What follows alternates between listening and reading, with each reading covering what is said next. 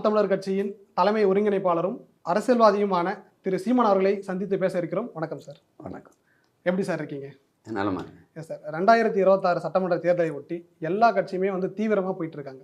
நம்மளும் அதுக்கு எல்லாத்துக்கும் ஒருபடி மேலே 234 தொகுதிக்கும் வேட்பாளர்கள் அறிவிச்சு இப்போ நம்ம தேர்தல் வாக்குறுதிகளையும் சொல்லியிருக்கோம். அதாவது நிறைய திட்டங்களை சொல்லி நம்மளுடைய இதுவரையும் நம்ம சொல்லிட்டு வந்த நிறைய திட்டங்களை அதில் சொல்லியிருக்கோம். இது எல்லாமே சாத்தியம் அப்படின்னு நினைக்கிறீங்களா? சாத்தியம் இல்லாத ஒன்றை நாங்கள் எப்படி சொல்லுவோம்? உலகம் எங்கும் நடக்கிறது தான் நம்ம சொல்கிறோம். இப்போ இங்கே என்னென்னா, ஒரு அடிப்படையை புரிஞ்சுக்கணும். எது ஒன்றும் முடியாது அப்படிங்கிறது இல்லை, முடியுங்கிறதுலேருந்து தான் பிறக்குது. சாத்தியத்திலேருந்து எது ஒன்றும் பிறந்ததில்லை, தேவையிலிருந்து தான் பிறக்குது. உலகத்தில் இருக்க எல்லா படைப்புகளையும் நீங்கள் பாருங்கள். இப்போ நான் பேசுகிறத பதிவு செய்கிற இந்த கருவி இதெல்லாம் சாத்தியமானா இல்லை, தேவைப்படுச்சு கண்டுபிடிக்கிறோம். அதனால் தேவையே கண்டுபிடிப்பின் தாய்ங்கிறான். அப்போ அதை போய் பேசிட்டு கூட சும்மா சாத்தியம் இல்லை அப்படின்னு. சாத்தியமில்லாத ஒன்றை சாத்தியப்படுத்துவன் எவனோ அவன் தான் புரட்சியாளன். அதுதான் இங்கே முக்கியம். அப்போ அதனால் கற்பனையில் எதையும் சொல்லலை. இங்கே நடக்குது, அதை இங்கே நம்ம நடத்துகிறோம். இந்த நாட்டில் இது இப்படி இருக்குது, அதை நம்ம இங்கே செயல்படுத்துகிறோம்.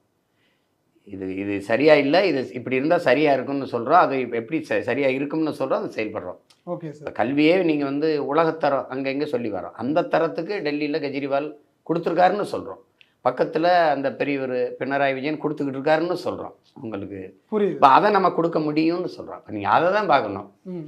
இப்போ நீங்கள் ஆடு மாடு வளர்க்குறேன்னு நான் சொல்கிறது இல்லை. ஆஸ்திரேலியா எதுவுமே இல்லை, ஆடு மாடுன்னு தான் அவங்களுக்கு தெரியுது. அது பெரிய பார் பொருளாதாரத்தில் இருக்குது. கண்டிப்பாக. அதே மாதிரி பிரேசில் மாடு கரும்பு அந்த பொருளாதாரத்தில் இருக்குது. கியூபா வெறும் கரும்பு பொருளாதாரத்தில் தான் இருக்குது.